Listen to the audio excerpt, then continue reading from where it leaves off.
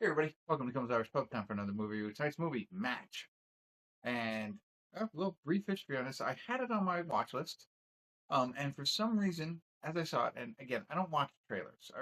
You'll see the trailer now because, well, not now. You'll see it after I check it, and I show you guys a trailer.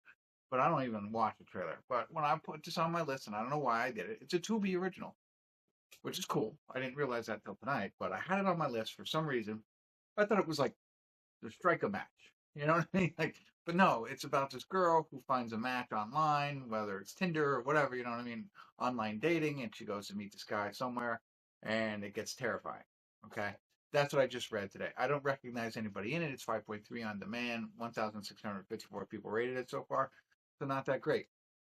But it was on my list, and I'm setting up my TV, going through things, trying to find something. Find a good movie and meanwhile, I'm watching TikTok. And some of the times, I follow, or I don't follow anybody, but, because you watch things, they pop up. So I think his name's Gary.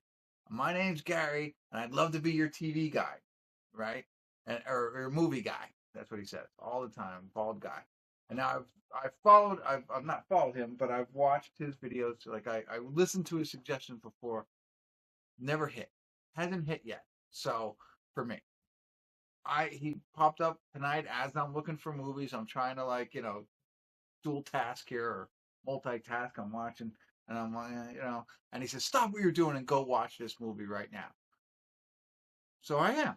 So there you go. You want you want to be my movie guy? Let's do it. So I'm gonna get into it, see what it's about, give you a better idea, let you know what I think. Stick around. I'll be back.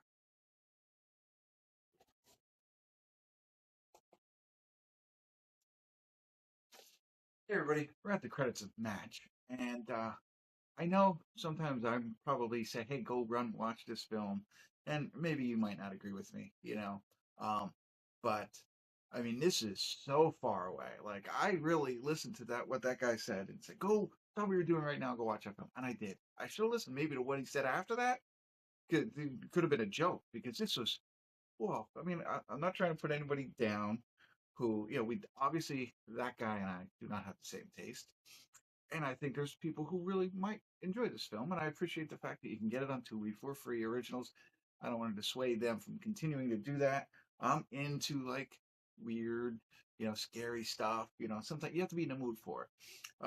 And so um, I don't think I'd ever be in the mood for this. This is like a weird sexual horror.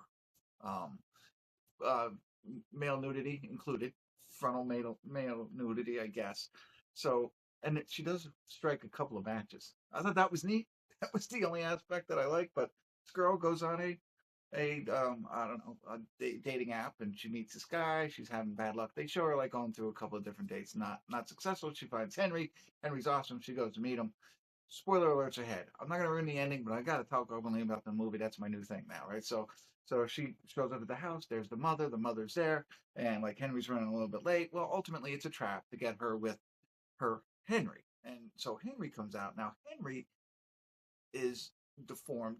They don't say how, but if you ever see Nothing But Trouble, Chevy Chase and Demi Moore, um, Goonies, and Igor and Frankenstein, right? Combine those two guys, Sloth and Igor together, that's what Henry is, right? And so the mother is trying to get Henry to have sex with these girls. So it's like catfishing to get her a grandchild, right? So it's like all of that. That's the plot of the whole movie. And so this girl's fighting for survival.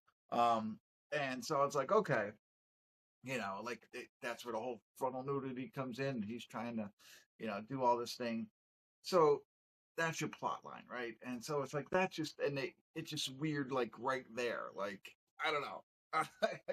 I didn't enjoy it from that point on. Thought about turning it off most of the times, but I decided not to.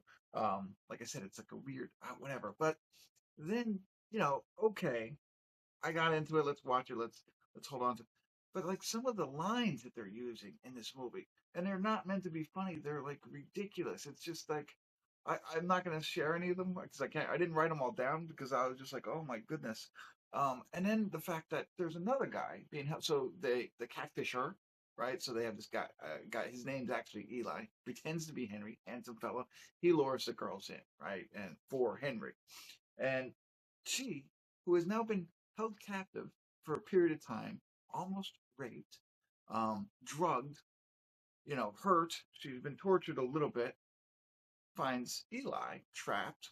She falls in love with him. Like really, like you just fell for the biggest catfish horror story ever, and you're immediately falling in love right away with this guy. And then even as it progresses to the end, I was like, you got to be kidding me.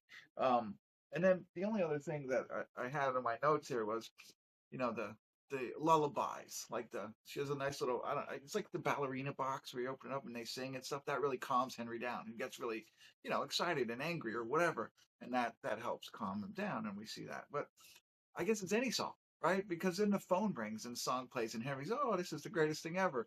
And then the phone stops ringing. He's on the phone with somebody, talking to somebody, and starts to get angry again. So the girls start to sing, and it's magically taking him. He's okay then. So that's Henry's kryptonite. Is just music in general. It's not a particular song. It's just songs. It's just music. So I don't know. I was waiting for something at the end, and I'll say I'm going to talk a little bit more openly about this now. Well, whatever. You've been warned. Spoiler alerts. I said that already. I thought the Eli piece. I knew that was coming. I thought Papa was going to be the father, and I was like, oh, like that. That was my prediction there. I was thinking, okay, that twist at the end is gonna, really, because I saw the other twist coming, and I was like, there's got to be something that's gonna really hit this one off. It didn't. And the other piece I'll also show out that makes it like I said, weird sexual horror. The incest piece was just okay. I mean, again, there's movies like that. Wrong Turn, I think, is this is like the B version of Wrong Turn. If Wrong Turn is not a B version, you know what I mean? So it's like I don't know how to explain it. But again, I think there's people out here who love this genre and really would enjoy this film. Nothing wrong with them. I think my whole point is the fact that I listened to this guy again and our ideas of what we enjoy in movies are completely different, and that's okay. So, lesson learned there. Hopefully, some of the things we're aligned on, and I hope steer you in the right direction, and you're not steered in the wrong direction. But it's all fun, right? It's all movies, all make believe, and I got to do a movie review, and you listen to me right now. All right. Hopefully that was helpful. Thanks for tuning in, Kimmel's Irish Pub.